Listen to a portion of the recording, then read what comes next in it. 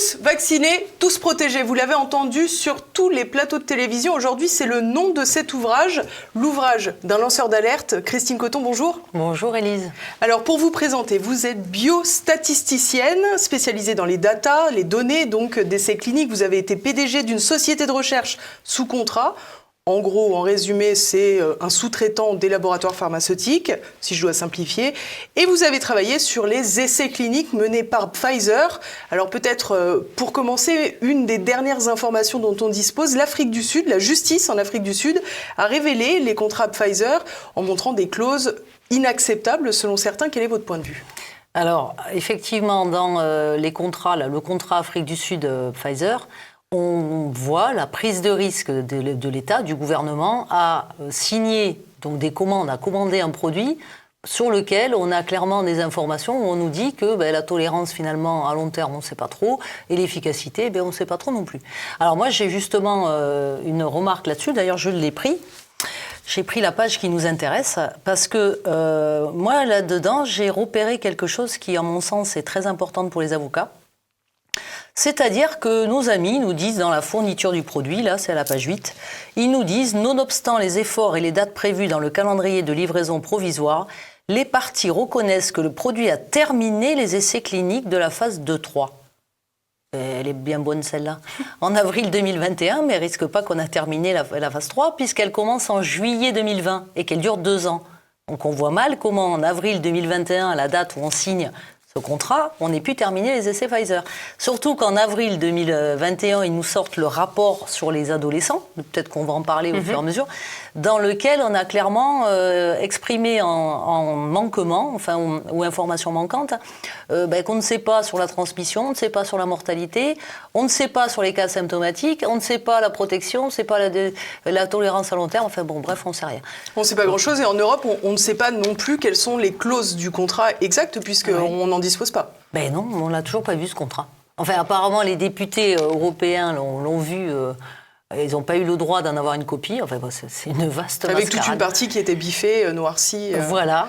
Donc, autant là, on a vu celui de l'Afrique du Sud, mais celui signé par la Commission européenne, à moins qu'elle l'ait fait par SMS aussi, elle a peut-être fait une signature électronique. En direct avec Albert Bourla. Alors, quoi. Je vous ai présenté tout à l'heure Christine Coton comme biostatisticienne. Donc vous avez travaillé finalement toute votre vie depuis 1995 dans l'industrie pharmaceutique. On ne peut pas dire qu'en voyant votre profil, on se doutait que vous alliez être lanceur d'alerte contre finalement l'industrie pharmaceutique. Comment êtes-vous arrivé en fait à regarder ces contrats ? Je ne suis pas contre l'industrie pharmaceutique. J'entends. D'ailleurs, je l'ai toujours dit, moi je n'ai travaillé qu'avec des gens compétents, sérieux, qui suivaient les recommandations, ce qu'on appelle les bonnes pratiques cliniques. J'ai jamais vu de ma carrière de biostat depuis 1995 un essai avec une méthodologie de cette médiocrité. Jamais.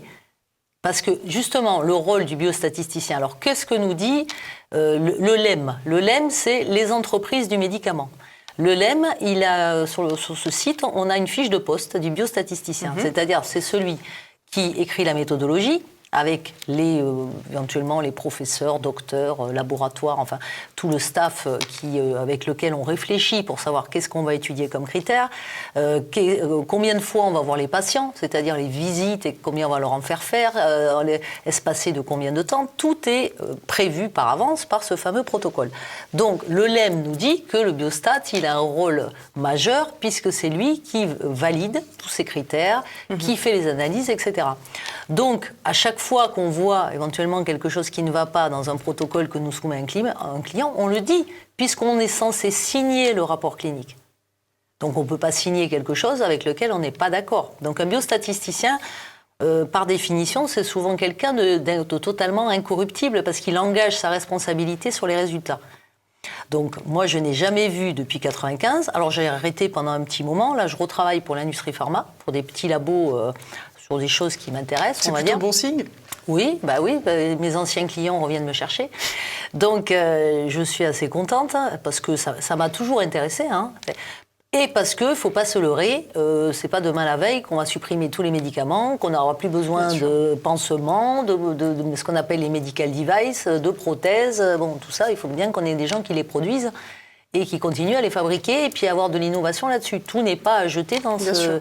Donc là, clairement, quand j'ai mis mon nez en décembre 2020 dans ce premier rapport Pfizer, j'ai vu tout de suite qu'il y avait quelque chose qui n'allait pas. Mais qu'est-ce qui a attiré votre attention, si je puis dire? C'est l'opération massive pour vendre les vaccins dont on nous parlait tous les jours ou c'est par curiosité simple?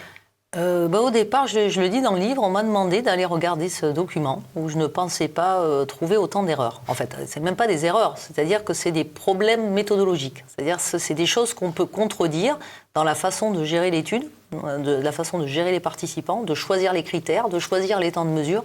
Je veux dire, quelqu'un qui a un peu d'expérience dans les essais cliniques et dont c'est le métier d'écrire des protocoles, normalement, il doit avoir ça assez rapidement.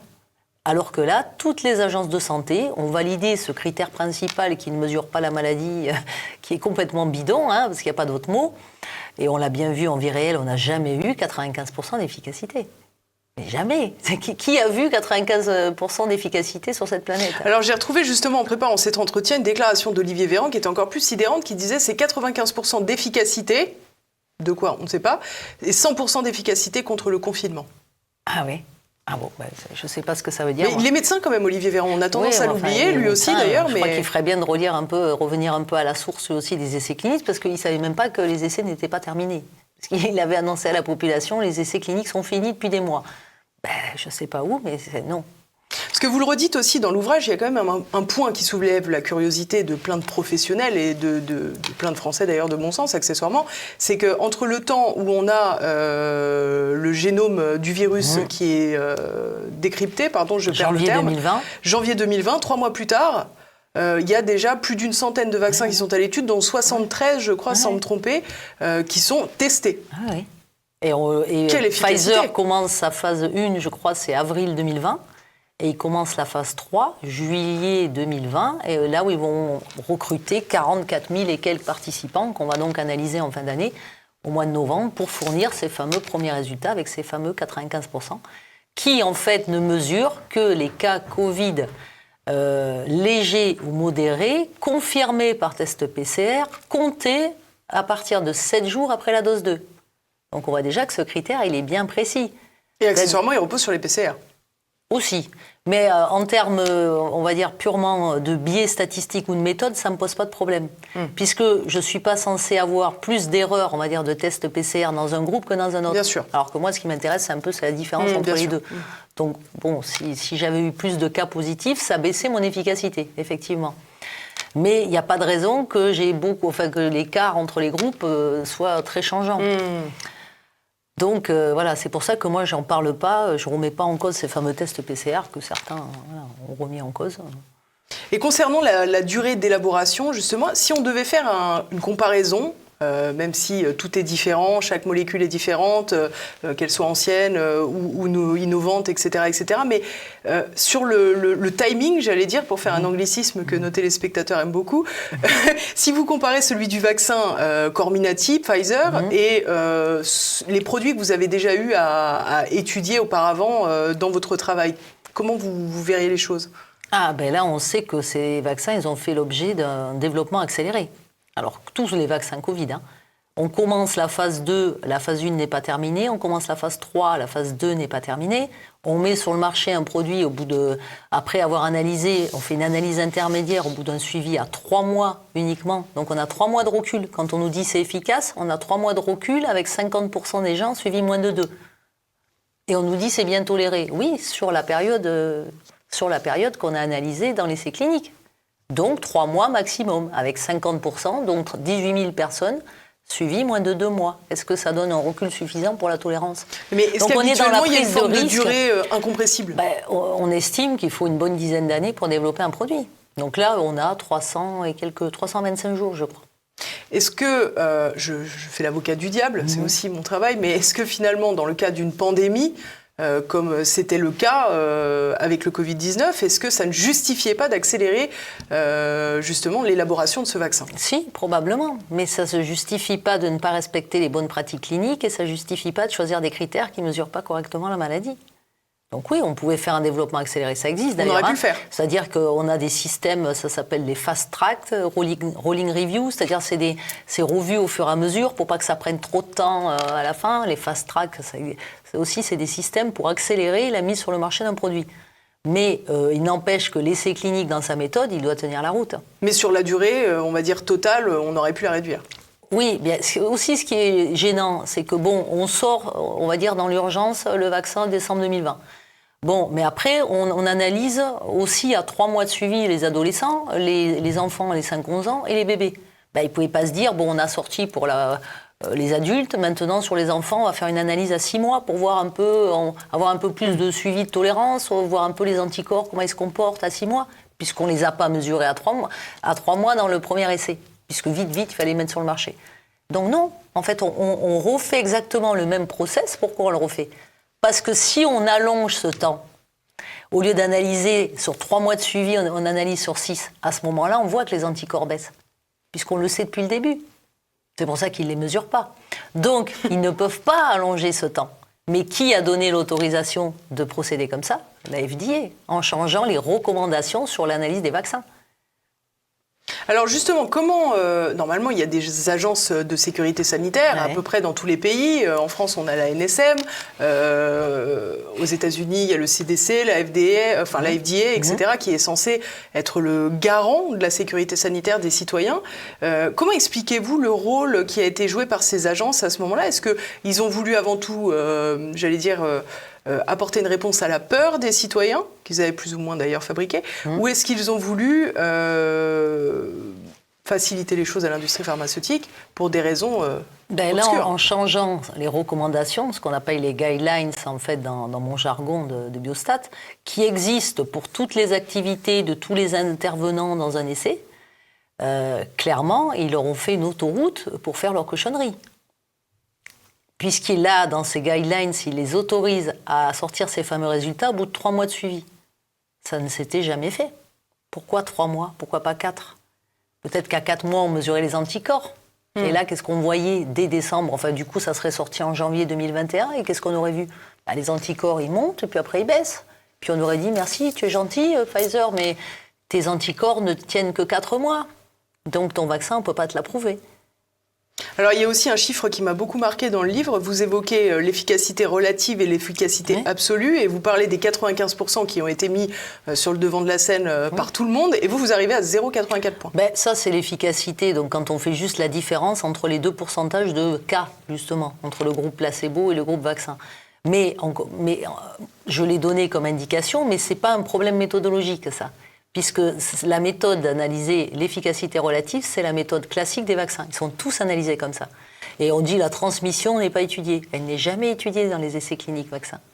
Mais dans ce cas-là, affirmer que ça fait baisser de temps la transmission, c'est un mensonge. Ça, ils l'ont fait sur la base d'enquêtes en vie réelle, d'études en vie réelle, qui ont un niveau de preuve, je l'ai dit X fois, proche de 0, puisque c'est bien pour cette raison que dans l'industrie pharma, on n'en fait jamais.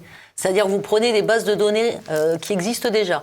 Vous magouillez un petit peu de prendre les gens qui vous arrangent entre telle date et telle date. Et vous comparez, tel groupe moins vacciné, non vacciné, il en a moins. Et là, vous dites, ça fera de la transmission. Mais que dalle. Vous dites magouille de façon très spontanée, on a l'impression que ça fait partie du jeu, quoi. Là, clairement, je dis magouille, incompétence peut-être. On arrive au même résultat. Voilà, on arrive au même résultat, qu'on baratine les gens en leur balançant des chiffres qui sont complètement faux ou dans lesquels on ne peut pas avoir confiance parce que le niveau de preuve du design d'études utilisées n'est pas suffisant pour avoir confiance dans ces chiffres. Et qu'est-ce qu'on a fait ? Toutes les politiques de santé dans le monde se sont basées sur des études dont le niveau de preuve, dont la HAS, la Haute Autorité de Santé, nous dit, c'est le plus faible niveau de preuve qui existe dans les études sur les médicaments.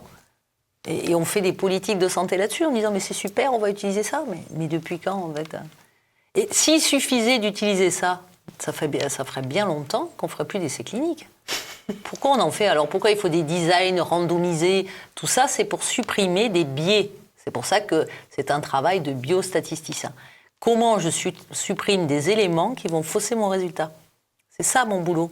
Donc quand je relis un protocole, je regarde tout ce qui est bizarre, où je me dis ça va avoir une influence Du genre, si j'étudie n'importe quoi, hein, la migraine, prenons la migraine, j'étudie la douleur, et puis j'autorise mes participants à mon essai de se bourrer d'ibuprofène, je sais pas quoi. D'accord, ça va fausser l'utilisation de ma conclusion. Ou de n'importe quoi, voilà. Donc on va lui dire, non, il y a des traitements interdits, puisque du coup, s'ils prennent ça, je ne sais plus si mon résultat, il est dû au produit que je suis en train de tester, ou à l'autre produit que la personne a pris. Donc c'est un biais, donc je le supprime. Je dis aux gens, vous n'avez pas le droit de prendre ça, ça et ça. C'est les traitements interdits. Ça existe dans tous les essais cliniques. Donc il y a des tas de méthodes pour supprimer ces biais, pour que mon résultat, quand je le sors, je suis sûr qu'il est fiable, que je ne suis pas en train de raconter n'importe quoi. Or là, clairement, ces essais, c'est du grand n'importe quoi. Mais comment expliquez-vous que ce travail n'ait pas été fait, justement, qu'on ait pu laisser... Ah oui. C'est un mystère.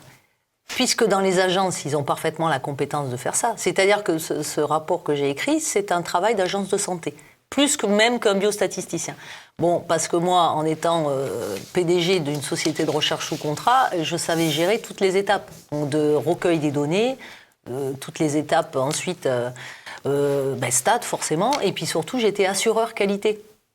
Donc je maintenais les procédures opératoires standards que les auditeurs laboratoires clients venaient auditer régulièrement. Ils venaient même auditer, pas seulement qu'on les avait, mais qu'on travaillait conformément à ces procédures. Donc c'est un travail presque d'assureur qualité que j'ai fait. J'ai examiné plusieurs documents, et puis quand on met en regard les choses les unes à côté des autres, on se dit, il y a un problème sérieux. Mais j'ai présenté ça à la NSM. Alors justement, c'est ce que j'allais dire. J'ai relevé une citation qui reprend ce que vous avez dit aux autorités à plusieurs reprises, au moins 3, dès janvier 2022. Les méthodes mises en œuvre dans l'essai clinique Pfizer ne permettent pas de garantir que les résultats présentés sont fiables et intègres selon la norme de qualité et d'éthique que sont les bonnes pratiques cliniques.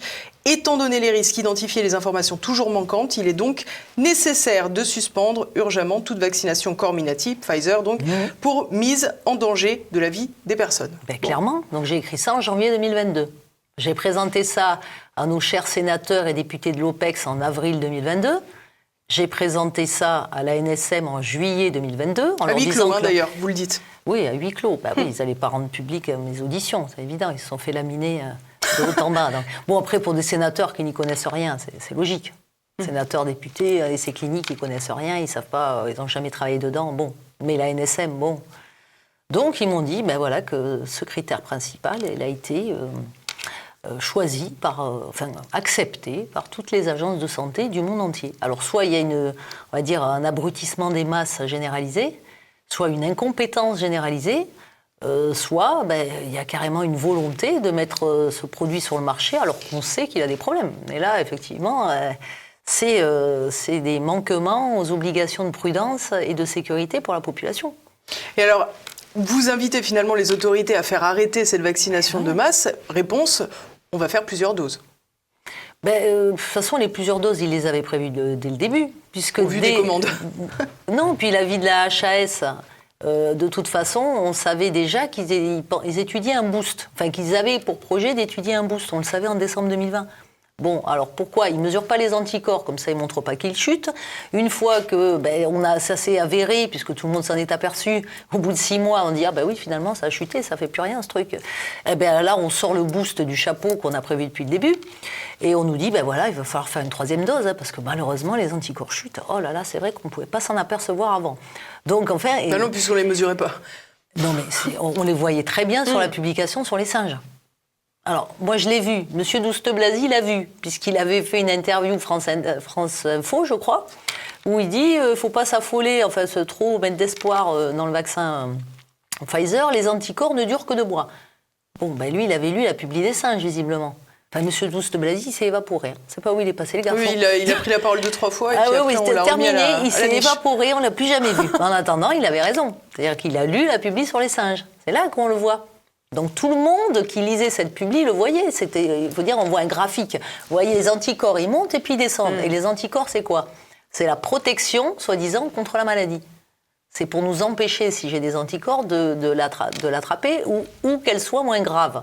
C'est la définition d'un vaccin. On a bien vu que ça risquait pas de l'empêcher d'attraper. Et le fait que ça soit potentiellement efficace seulement 2 mois, est-ce que ça pose un problème dans l'appellation de... C'est même pas efficace pendant 2 mois, en fait, puisqu'ils prennent un critère qui ne mesure pas vraiment l'efficacité.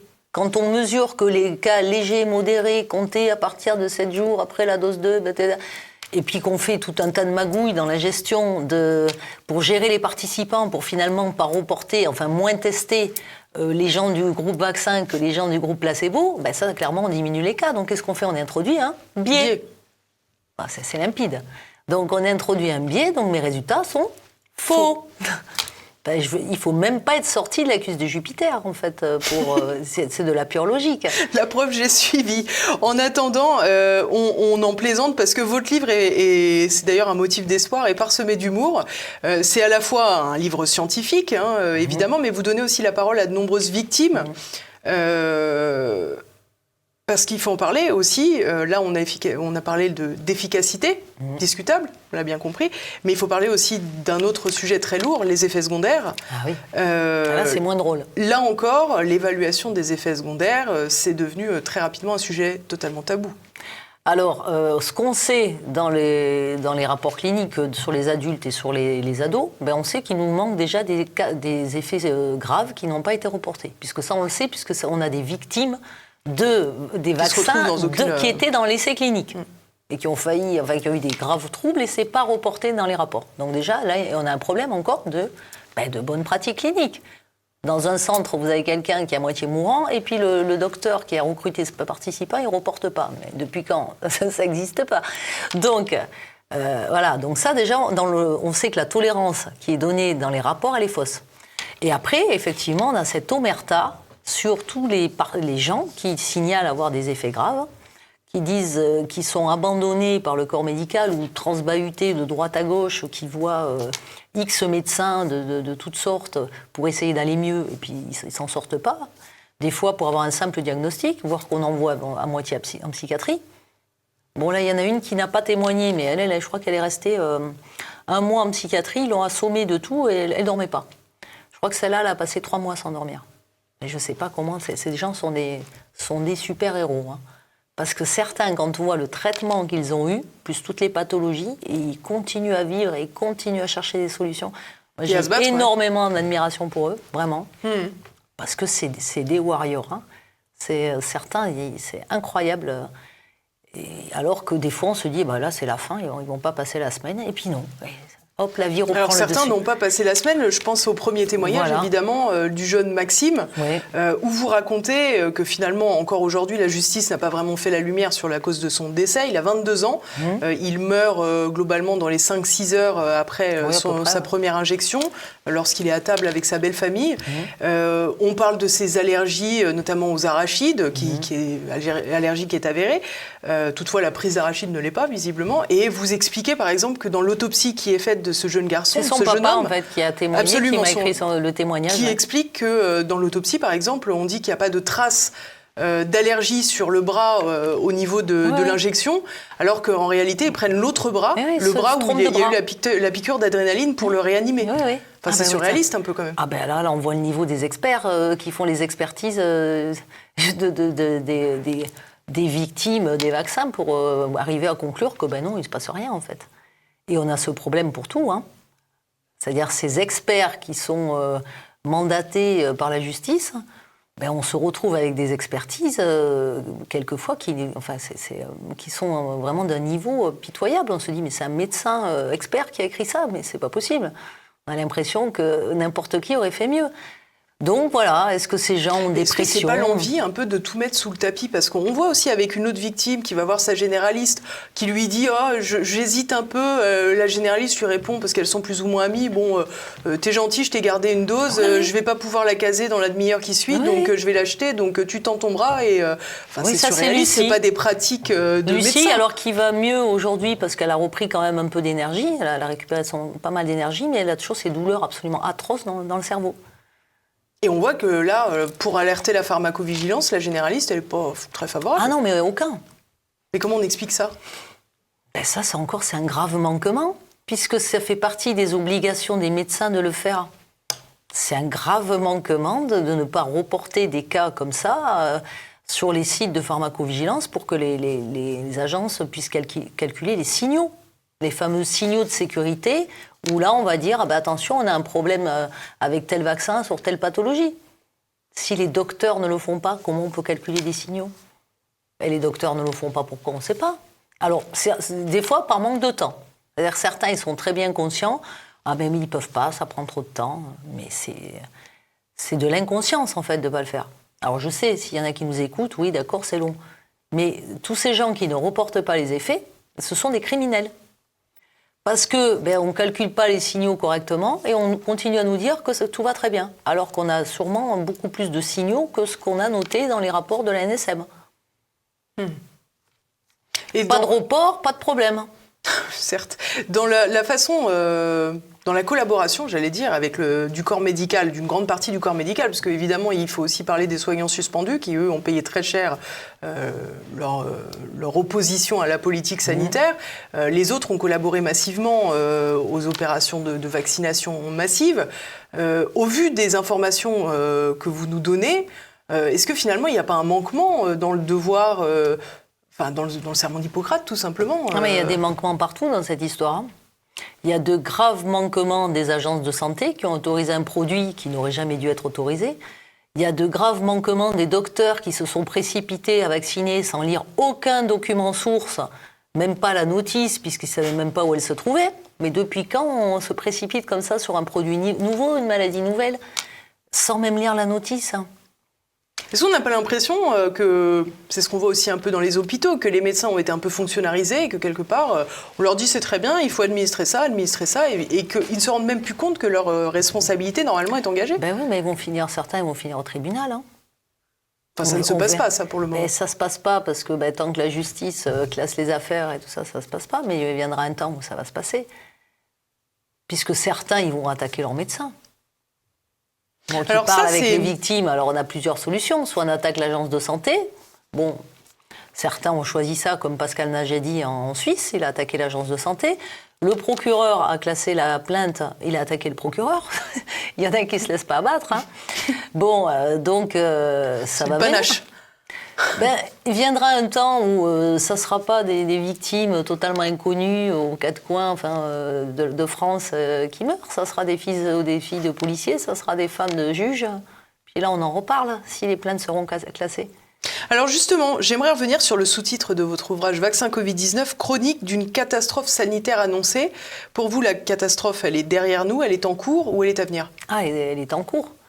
Quand on voit déjà le nombre des faits reportés sur les sites, que ce soit Vigiaccess et l'OMS, Eudra Vigilance et l'EMA. Bon, à la NSM, on en a, je crois qu'on doit être à peu près 200 000 rien que pour le Pfizer, le premier. On sait que c'est largement sous-reporté. Là-dedans, on en a entre 25 et 30% de graves. Bon, alors... Vous dites qu'on a 10% à peu près des signalements. Oui, par rapport à la réalité. Mais peut-être qu'on a même beaucoup moins que ça, puisqu'on voit bien ce sous-report que dès qu'on parle avec les gens, alors que ce soit des médecins plus conscients, on va dire, ceux-là nous disent « je ne reporte pas non plus ». Comment ça ? Alors la personne, elle est au courant que ça cause des effets, et même celle-là ne reporte pas. Ils n'ont pas le temps. Bon, le temps, il va falloir qu'ils le prennent à un moment donné. Mais les patients eux-mêmes, quand ils ont des effets secondaires, peut-être parfois ils ne font pas non plus le lien. Alors certains, ils ne savent même pas comment reporter. C'est pour ça qu'à la fin du bouquin, mais peut-être simplement qu'ils n'ont pas fait le lien. Alors oui, mais plus ça survient tard par rapport à la date de vaccination, et moins ils font le lien. Donc on a ce problème-là aussi. Donc on sait, mais même, admettons, même on en aurait que, allez, en France, une cinquantaine très très graves. Est-ce que c'est une raison pour ne pas les prendre en charge ? Non, bien sûr. Dans tous les cas. Comment ça se fait qu'on les maltraite de cette façon ? Comment ça se fait que l'agence de santé n'a pas mis en place des structures pour aider à les soigner, à leur faire plusieurs examens au même endroit, au lieu de les trimballer à droite à gauche chez les docteurs où ils se font plus ou moins bouler.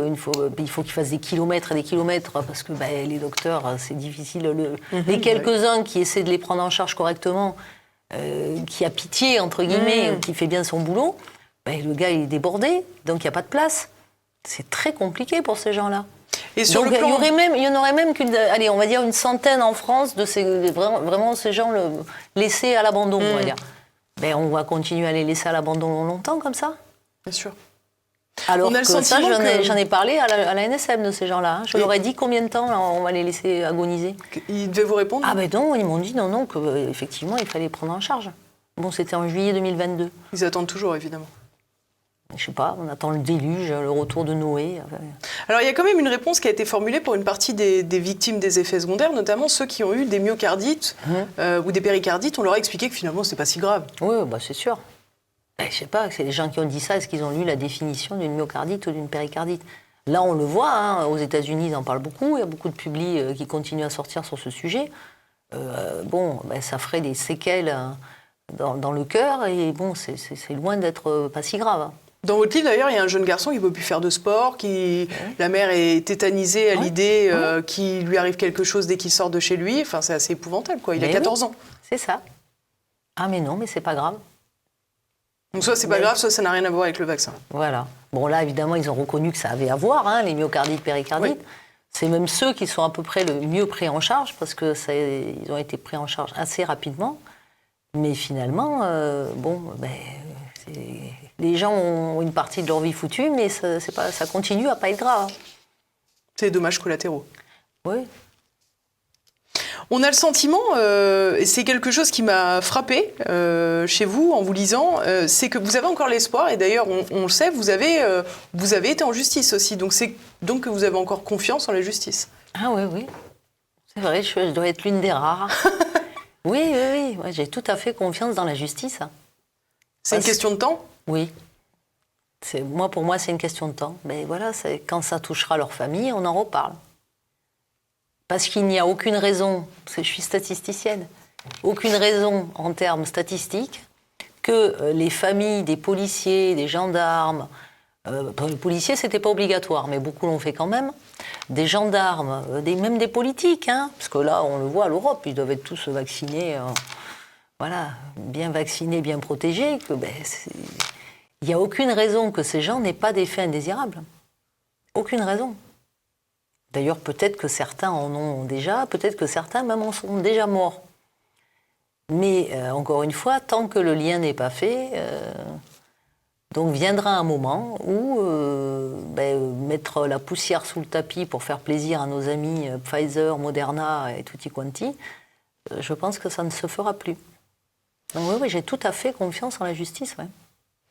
Eh bien, ce sera un message d'espoir et on en a bien besoin. Je vous remercie beaucoup, Christine Coton, d'être venue jusqu'à nous, jusque dans les studios de TV Liberté pour nous présenter cet ouvrage. J'ai mis du temps à venir. Hein. Eh bien oui, mais maintenant que vous connaissez le chemin, vous pourrez revenir. Ouais. Je rappelle le nom de votre ouvrage, Tous vaccinés, tous protégés. C'est aux éditions Guy Trédaniel. Et bien entendu, vous le savez, chers amis, vous pouvez en faire l'acquisition sur le site de TVL, sur tvl.fr, à la rubrique boutique. Merci à tous de nous avoir suivis. Je compte sur vous pour partager cette émission et bien sûr cliquer sur le pouce en l'air pour améliorer le référencement